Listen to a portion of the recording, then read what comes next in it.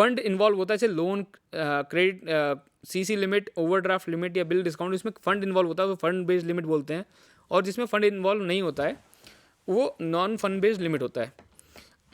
So these are the monetary policies and banking sectors में उसके impacts को मैंने कवर करने की कोशिश करी। कुछ शब्दों की त्रुटियों के लिए क्षमा प्रार्थी हूँ। आशा करता हूँ आपको इससे कुछ सीखने को मिला होगा। धन्यवाद।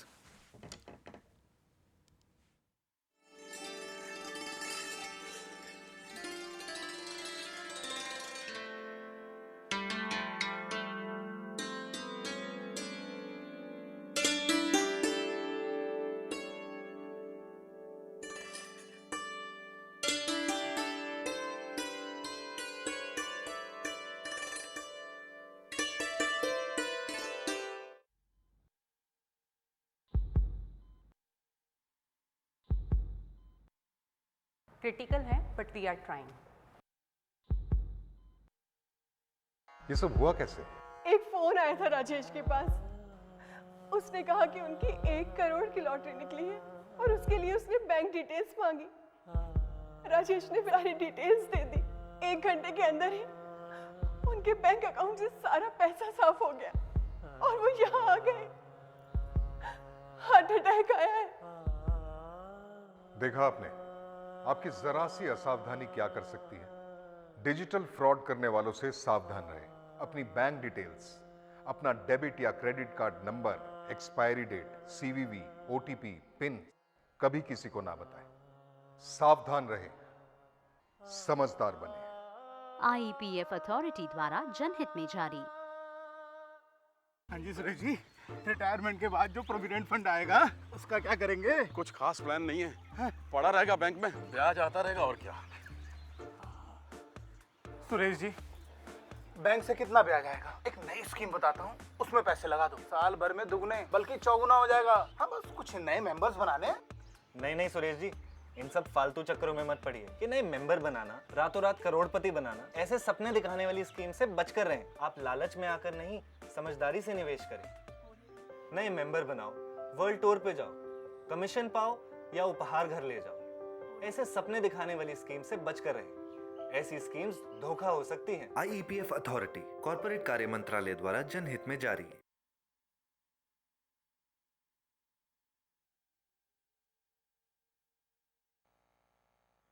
यार वो मेरे बचपन का दोस्त है, वो क्यों मुझसे झूठ कहने लगा? वो कह रहा था इस स्कीम में पैसा लगाने पर 6 महीने में 10 के 20,000 हो जाएंगे। और तूने मान लिया? ऐसा ऑफर कौन छोड़ता है? 10,000 के 20,000। एक काम कर, ये ले 100 रुपये पकड़ना और जाके 10 किलो लड्डू लेके आ। अबे पागल है क्या? 100 रुपए में 10 किलो लड्डू आते हैं? अबे इसके तो 1 किलो लड्डू भी नहीं आएंगे।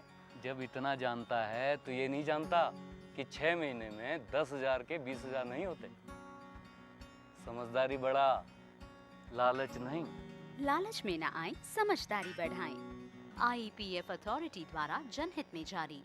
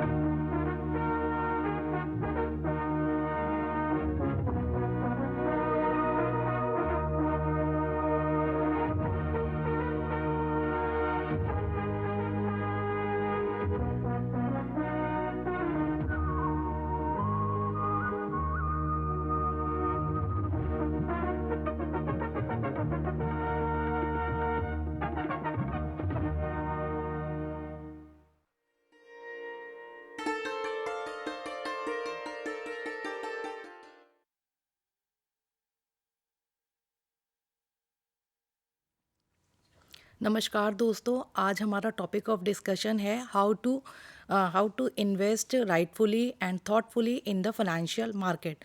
Financial market include any place or system that provides buyer and seller and means to trade financial instruments. Basically financial market जैसा कि term market अपने आप में ही हम समझ सकते हैं कि मार्केट में बायर्स होते हैं, सेलर्स होते हैं और वो अपनी वस्तुओं के लेन देन के लिए मार्केट में ऑपरेट करते हैं. इसी तरीके से फाइनेंशियल मार्केट में फाइनेंशियल इंस्ट्रूमेंट्स की डीलिंग की जाती है. Financial instruments basically stocks, option, future and forward contracts, foreign exchange, derivatives, these are the instrument of the financial markets. The financial market facilitates the interaction between those who need capital and those who have capital to invest. There are basically 4 types of financial markets: currency market, derivative market, and capital market, money market.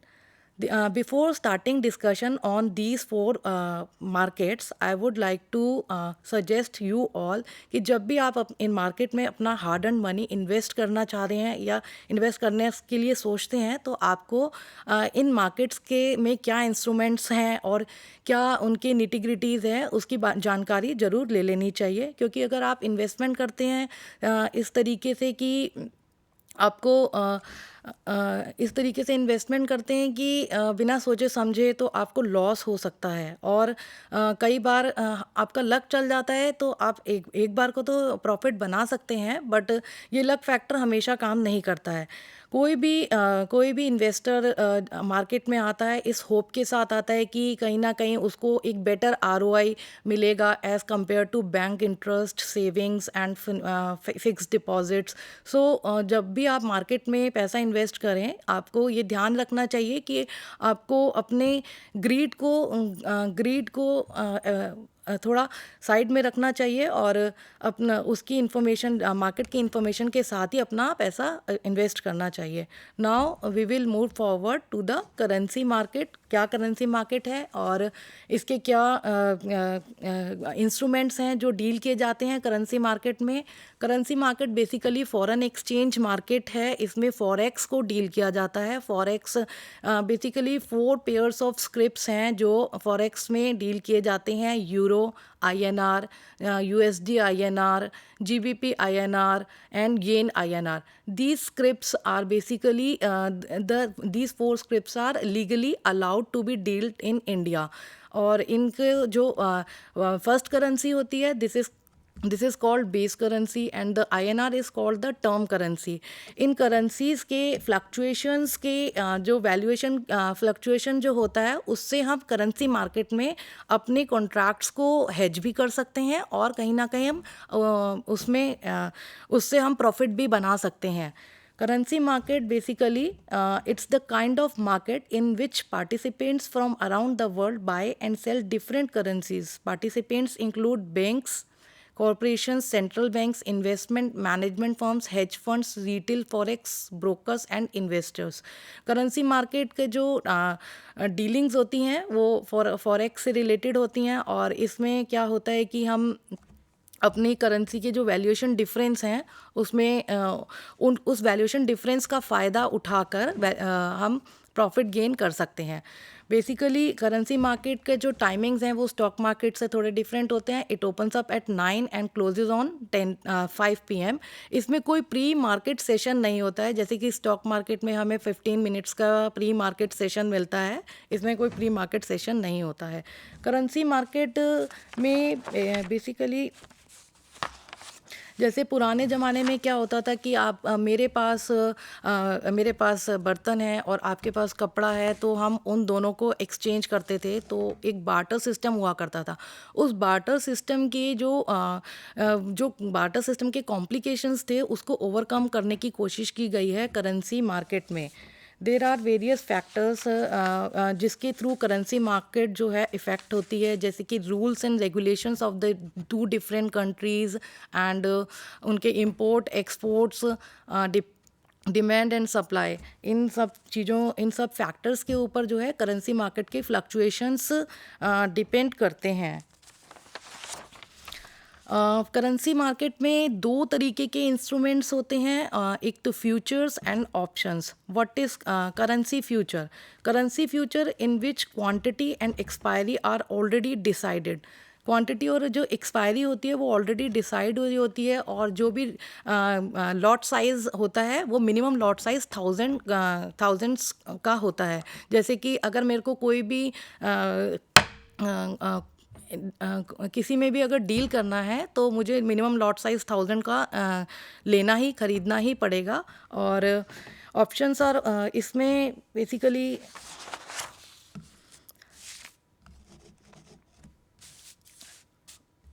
For example currency market में क्या है कि अगर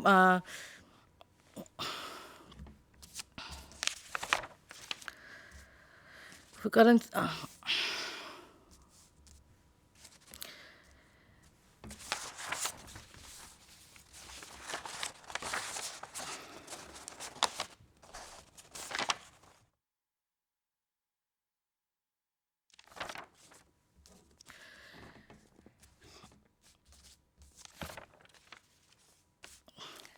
currency market में currency pair में trading की जाती है। One is base currency and another is term currency.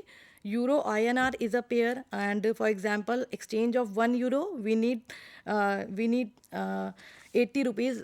Let's suppose today the value of the INR is 80, so वो हर दिन कुछ ना कुछ उसमें वेरिएशन होते रहते हैं, और ये वेरिएशन जनरली इंपोर्ट एक्सपोर्ट और जो डिफरेंट कंट्रीज़ के रूल्स एंड रेगुलेशन होते हैं उसकी वजह से ये वेरिएशंस होते हैं। Now we will move forward on the money market. Money market basically includes market for such instruments as bank accounts, including term certificates of deposit, interbank loans. जब भी बैंक्स मनी मार्केट के जो players होते हैं वो बड़े players होते हैं, उसमें बैंकिंग कंपनीज होती हैं और बड़े बड़े फाइनेंशियल इंस्टीट्यूशंस होते हैं, कॉर्पोरेट्स होते हैं। ये एक शॉर्ट टर्म कैपिटल रेजिंग का एक मेथड है जिसमें बड़ी कंपनीज बैंक्स को जब भी फंडिंग की रिक्वायरमेंट होती है वो अपने फंड्स को इसमें इन्वेस्ट करते हैं। बेसिकली जो टाइम पीरियड होता है मनी मार्केट का वो 1 ईयर का होता है, और जो भी इंस्ट्रूमेंट्स होते हैं वो 1 ईयर तक के लिए ही अवेलेबल होते हैं।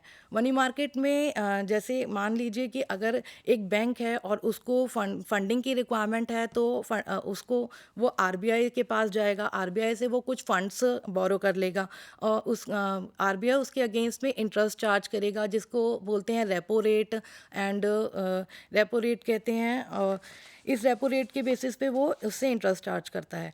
और अगर मान लीजिए कि उस बैंक की जो नीड है RBI के से बोरो करने के बावजूद भी कंप्लीट नहीं होती है तो वो दूसरे बैंक से लोन लेने के लिए जाएगा, जो और दूसरे बैंक उसको मनी मार्केट के अंतर्गत लोन देते हैं। तीसरा तरीका है जिसमें अगर मान लीजिए उस बैंक की नीड मनी RBI से भी नहीं कंप्लीट होती है और दूसरे बैंक से भी कंप्लीट नहीं होती है तो वो कॉर्पोरेट्स को सर्टिफिकेट ऑफ डिपॉजिट्स इशू करके अपनी मनी और फंड्स के रिक्वायरमेंट को कंप्लीट कर सकता है। दिस वे और इसमें क्या है कि वो इंटरेस्ट चार्ज करते हैं, और सर्टिफिकेट ऑफ डिपॉजिट्स हैं जैसे COD हैं जो एक फेस वैल्यू होती है वो लेस देन फेस वैल्यू पे इशू किए जाते हैं, बट जब उनको रिडीम किया जाता है तो फेस वैल्यू पे रिडीम किया जाता है, जिसके बेसिस पे वो जो भी लेंडर है वो एक प्रॉफिट पोर्शन उसमें कमा जाता है। Now there is third market, it's a derivative market. This is very interesting market, and post COVID derivative market में जो है काफ़ी सर्ज भी देखा गया है। बहुत नॉर्मल कस्टमर जैसे आपके जैसे मेरे जैसे बहुत सारे लोगों ने इसमें डेरिवेटिव मार्केट में डील करना शुरू किया है। These are financial contracts set between 2 or more parties that derive their value from an underlying asset, group of asset or benchmark. A derivative can trade on an exchange or over the counter. Prices for derivatives derive from the fluctuation in the underlying asset. Here the important thing is the underlying asset. Underlying asset जो है वो बहुत एक important चीज़ है। अगर underlying asset ही नहीं होगा तो there will be no derivative and there will be no value of the derivative. So underlying assets जो है it can be foreign exchange, it can be currency, it can be share, it can be livestock, it can be anything that you want to hedge, जिसको आप hedge करना चाहते हैं, जिसके through आप अपने लॉस को जो फ्यूचर में होने वाले लॉस है उसके रिस्क को आप कम से कम करना चाहते हैं या एलिमिनेट करना चाहते हैं। There are basically 4 types of derivatives is that options, forwards, futures, swaps it is the most and highly used form of market in which search can be seen post Covid. जैसा कि मैंने अभी बताया कि post Covid derivatives में काफ़ी investors ने invest करना शुरू किया है और इसके थ्रू काफ़ी लाभ भी उठाया है। Options and futures basically forwards like आप इस तरीके से मान सकते हैं कि मैं एक एग्जांपल दूं कि आज की डेट में गोल्ड का रेट 30,000 है और मेरे पास आज की डेट में इतने फंड्स नहीं है कि मैं उस